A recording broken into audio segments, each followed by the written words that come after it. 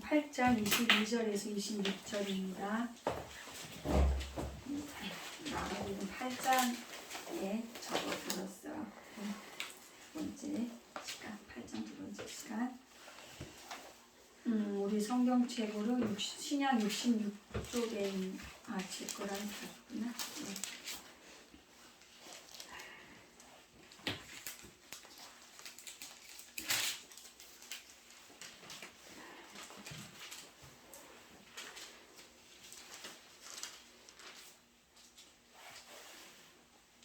다 찾으셨어요? 네. 네, 그러면 저랑 같이 한 절씩 교독하겠습니다.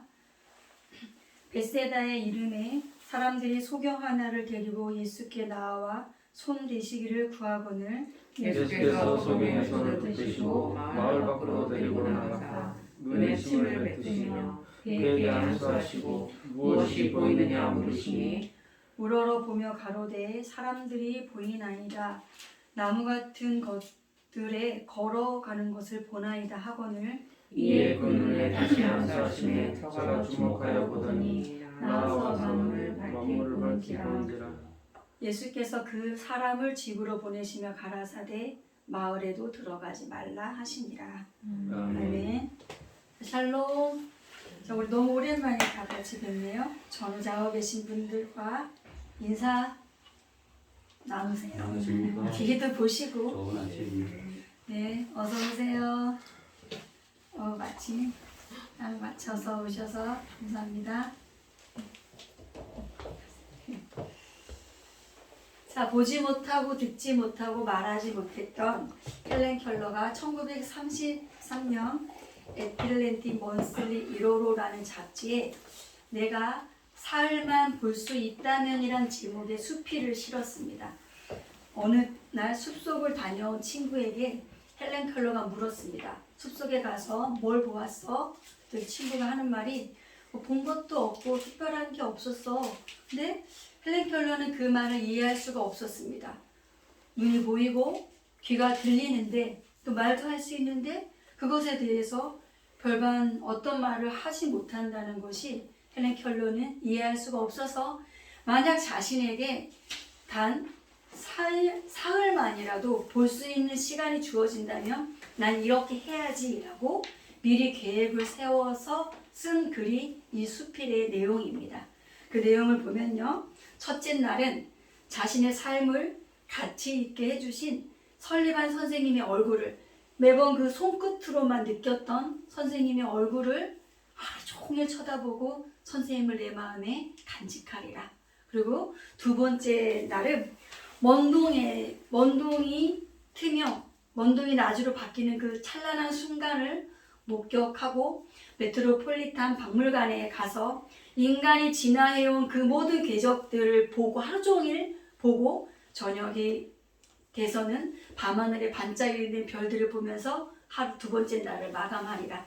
그리고 마지막 세 번째 날은 사람들이 일하는 모습을 보기 위해 큰 길에 나가 사람들이 출근하는 모습을 보고 그 오페라 하우스와 영화관에 가서 공연을 보고 나서 저녁이 되었을 때는 네온 사인 반짝이는 그 가게의 진열대의 물건들을 보고 집으로 돌아와 이 사흘 동안을 만이라도 볼 수 있게 해주신 하나님께 감사 기도를 드리고 다시 암흑의 세계로 내가 돌아가겠다 라고 한 게 헬렌 켈러의 그 사흘만 볼 수 있다면이란 수필의 내용입니다. 이 수필은 당시 경제 대공황의 위기 속에서 후유증으로 시달리고 있었던 미국인들을 엄청나게 위로했고요. 리더스 다이제스트는 이 수필을 20세기 최고의 수필로 꼽았습니다. 헬렌 켈러의 이 수필을. 자, 성경에는 듣지 못하고 보지 못하고 말하지 못하는 사람을 고쳐준 기사가 많이 있습니다. 못 보고 못 듣고 말 못하는 것은 죄로 인해 저주받은 인간의 처참하고 비참한 모습을 상징합니다. 오늘 읽은 본문에도 앞을 보지 못하는 시각장애인이 있습니다. 이 사람은 무슨 사정이 있었는지는 모르겠지만 날 때부터 못 봤던 사람은 아니었습니다. 왜냐하면 주님께서 이 사람한테 만져주신 다음에 뭐가 보이냐고 물었을 때 사람이 보이는데 나무 같은 것들이 다닌다고 했잖아요. 그러니까 이미 나무를 봐서 알고 있는 사람이에요. 날 때부터 못 본 사람이라면 나무를 알 수가 없죠. 그러니까 그 시각장애인들과 아주 오랫동안 사역을 하셨던 목사님께 들은 얘기인데요. 태어날 때부터 아예 시력이 없어서 아무것도 처음부터 암흑이었던 아이들과 전도사 생활을 하는데 그 아이들에게 어떤 걸 설명한다는 거는 불가하다는 거예요. 예를 들어서 모세가 그 하나님의 현현 앞에 섰을 때 그 불타는 떨기나무를 표현할 때 그 불꽃을 어떻게, 그 빨간색을 어떻게 설명할 거예요? 보지도 못한 애를. 그리고 그 떨기나무가 활활 탄다고 할 때 그 활활 탄다는 그 형상을 어떻게 설명하냐는 거죠. 한계가 있다는 거죠. 불가하다는 겁니다. 안 보이고 안 들리고 말 못하는 것은 제가 아까 제로인의 저주받은 인간의 비참한 상태를 상징한다고 했습니다. 그럼 오해하지 마십시오. 그러면 이런 장애를 갖고 있다는 것이 죄의 결과이거나 저주라는 이야기가 그 이야기를 하는 게 아닙니다. 저는 죄라는 것에 걸려버린 인간의 근원적인 실존이 보지 못하고 듣지 못하고 말하지 못한다는 겁니다. 죄라는 거에 걸려버린 우리의 그 근원적 실존의 상태가. 그래서 우리 스스로는 이 비참한 실존에서 우리 스스로는 벗어날 수 없습니다. 예외가 없어요. 누구도. 스스로는 이거에서 벗어날 수 있는 사람이 없습니다. 못 보고 못 듣고 말 못하는. 그러나 이 사람에게, 오늘 이 맹인에게 은혜가 임했어요. 은혜. 우리 은혜가 임했습니다. 사람들이 이 사람을 주님께로 데리고 오는 일이 일어났어요. 그죠? 사람들이 데리고 왔어요. 이 사람은 자기 스스로 주님께 가야 한다는 것조차 인지하지 못하고 있어요. 사람들이 이 사람을 데리고 왔고 이 사람은 수동적으로 데려옴을 이끌린 거죠. 주님께. 데리고 와줬잖아요. 수동적인 거예요. 수동적. 예. 우리 사는 세상에도 이런 사람들이 있습니다. 누군가의 고통에 내가 연대해서 그 사람의 그 절망을 외면할 수 없어서 손잡아주는 사람들이 있어요. 응? 이 사람은 또 이런 사람들은 또 그들 고통받는 그들을 위해 기도합니다. 주님 앞에 그 이름을 불러가며 사정을 아뢰어 줍니다. 그렇죠? 사실 그 당사자는 자신이 그런 필요가 있다는 것조차 느끼지 못하고 있을 수도 있어요. 가장 쉽게 예를 들면 우리가 자녀들을 위해서 기도하잖아요. 그러면 아이들은 솔직히 엄마가 왜 나를 위해 그 기도를 하는지조차 모를 수 있잖아요. 그리고 우리 엄마가 나를 위해 기도하고 있다는 것조차도 모르죠. 이러한 것이 우리들의 인간의 실존이라는 겁니다. 이 사람들은 이 맹인이 주님을 만나면 볼 수 있으리라는 믿음을 갖고 주님께로 데리고 와 주었습니다. 그렇기 때문에 손대어 주시기를 부탁할 수 있었죠. 주님이 손대 주시면 낫겠습니다. 이거죠. 손대 주시기를 간구한다는 거는 자, 누군가를 위해 기도의 무릎을 꿇는 것과 같은 것입니다. 손대 주시기를 구한다는 것은. 자, 여러분 주님께로 나를 데리고 와 주시는 분, 나로 하여금 끊임없이 주님을 바라보도록 격려하시고 재촉하시고 나를 응원해 주시는 분이 계세요. 저 아닙니다. 바로 성령님이십니다. 내가 마땅히 빌 바를 알지 못하고 있을 때 나를 위해 말할 수 없는 탄식하심으로 여전히 기도하시는 분, 성령님이십니다. 성령 하나님께서 나를 위해 기도하고 계시다는 이 사실이 얼마나 큰 위로이고 힘인지요. 그렇죠? 한 번도 나를 위해 기도하시기를 쉬운 적이 없으십니다. 누가요? 성령 하나님께서요. 하나님이 기도하시는 거예요. 성령 하나님께서. 요즘 저는 52일 느헤미야 성벽 재건 작전 기도 중입니다. 처음 들어보시죠? 네, 아마 처음 들어보실 겁니다. 제가 이름을 붙여서 그렇습니다. 자, 보통은 뭐 다니엘 21일, 30일, 40일, 100일 이렇게 보통 그런 작전 기도 제목들을 보잖아요. 근데 자, 왜 50일 느헤미야 작전 기도라고 했냐면은 느헤미야는 페르시아, 성경에는 바사라고도 했어요. 바사 제국. 이 바사 제국은 그때 제국 당시에 얼마나 나라가 큰지 나라 전체를 다 둘러보려면 2년이 걸렸대요. 2년이. 응? 이 2년이 걸린 이 대제국의 느헤미야는 그 포로기 시대에 거기서 태어난 사람이에요. 느헤미야는. 근데 거기서 술 맡은 관원장. 그러니까는 그때는 왕에 대한 암살 음모가 너무나 많으니까 먼저 그 요셉의 복에서 떡 맡은 사람, 술 맡은 사람 있잖아요. 떡과 술을 맡은 사람이 있어서 먼저 먹어보는 거예요. 마셔보고. 그래서 먹은 그 사람이 괜찮으면 왕이 먹은. 그러니까 오늘날로 말하면 왕 바로 밑이에요. 고위공직자, 경호실장 거기까지 간 사람이 느헤미야인데 그 술 맡은 관원장 느헤미야가 동생으로부터 그 조국 예루살렘의 성벽이 다 허물어졌다는 소식을 듣고 너무너무 슬퍼요. 너무너무 슬퍼서 기도하다가 왕 앞에 나가는데 왕이 눈치를 채죠. 너 왜 얼굴이 그러냐? 왜냐면 왕 그때는 음모가 너무 많으니까 평상시보다 느헤미야 얼굴빛이 다르니까 왕도 눈치를 채고 너 왜 그러냐? 근데 왕이 이제 느헤미야가 그런 고민을 얘기하죠. 우리 조국의 성벽이 다 허물었다는 소리를 듣고 내가 이렇게 마음이 힘들다고 했더니 그래서 구합니다. 나로 하여금 조국에 돌아가서 성벽을 다시 쌓고 오게 해달라고 구해요. 그때 왕이 휴가를 12년을 줍니다. 느헤미야에게 휴가를 12년을 줘서 이스라엘에 돌아와서 그 성벽 쌓는데 방해꾼들이 너무 많아요. 왜냐하면 기득권이 또 있잖아요. 여전히 기득권을 누리려고 하잖아요. 근데 그 모든 방해도 물리치고 52일 만에 그 성벽들을 다 쌓아둔다는 얘기입니다. 그래서 제가 긴밀한 성벽 재건 작전기도라고 제목을 붙였습니다. 어제가 9일째였습니다. 다 허물어진 신앙의 느헤미야는 보이는 성벽 쌓는 성경이 아니에요. 우리들 영적인 성벽을 쌓아야 된다는 성경입니다.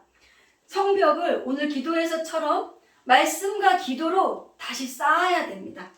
다시 세워야 하고 내가 이 모든 성벽이 허물어졌구나 하는 영적인 절박감을 갖고 집중하고 있습니다. 저는 이런 기도를 하고 있습니다.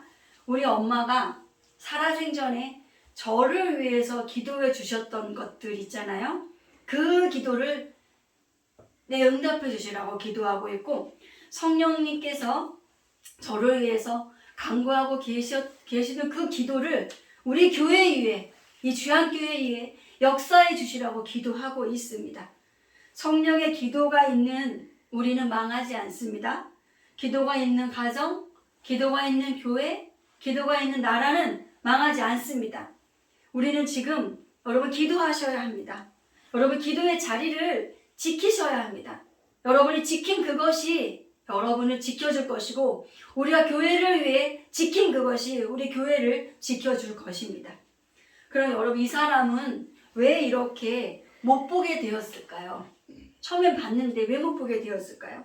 본문에 있는 직접적인 이유가 나와 있지 않지만 그 치유되는 과정을 보면 유추할 수가 있습니다. 여러분 자 심심하셨죠? 23절 한번 읽어보세요. 23절 읽어주세요. 8장 23절 시작.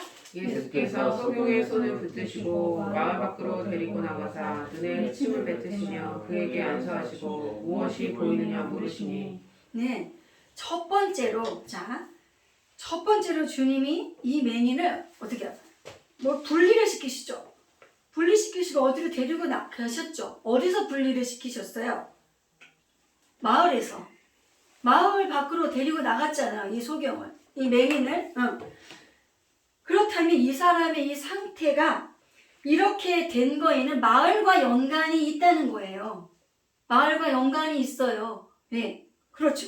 이 사람이 볼 수 없게 된 거는 마을과 상관이 있습니다. 마을은 그가 살던 세계이고 그가 살던 세상입니다.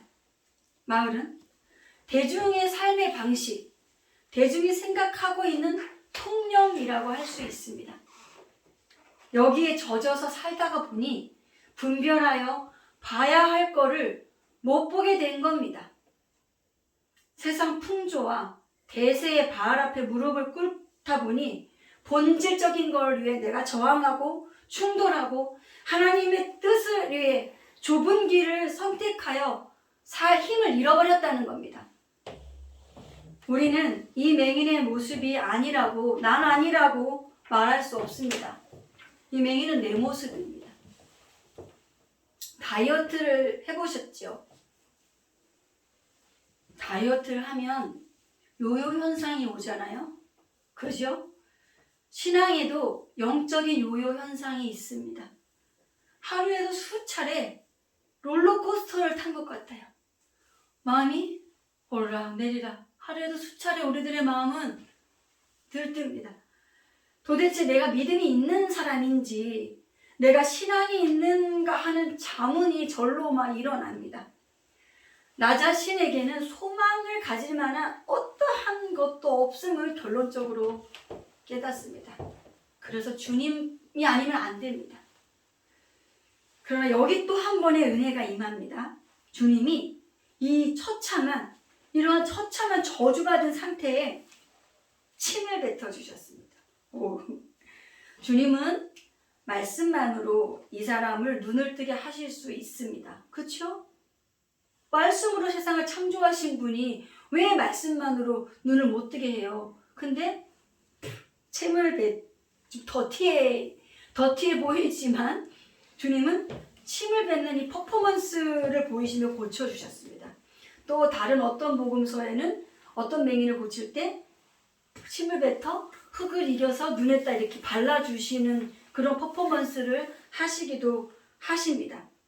침뱉음을 당한다는 것은 가장 모욕적이고 치욕적이고 수치를 당한다는 겁니다. 그러면 주님이 이 맹인을 모욕하셨나요? 그게 아닙니다.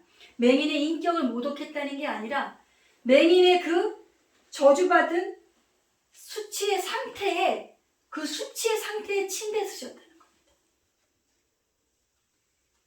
몇 장 뒤로 가면 이제 마가복음 몇 장 뒤로 가면 이 저주의 모습을 누가 당하세요?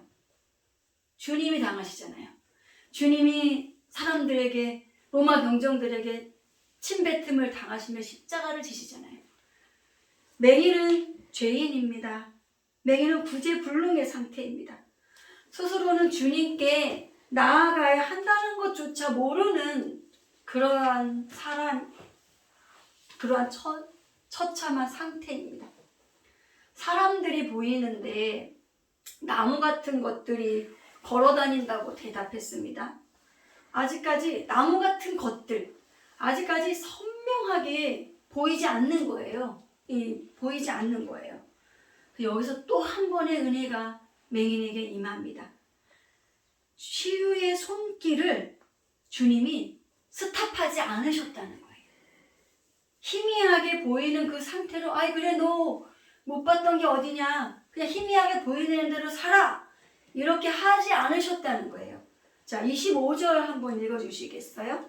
8장 25절 시작. 이에 그 눈에 다시 안수하시매 저가 주목하여 보더니 나와서 만물을 밝히 보는지라. 네, 다시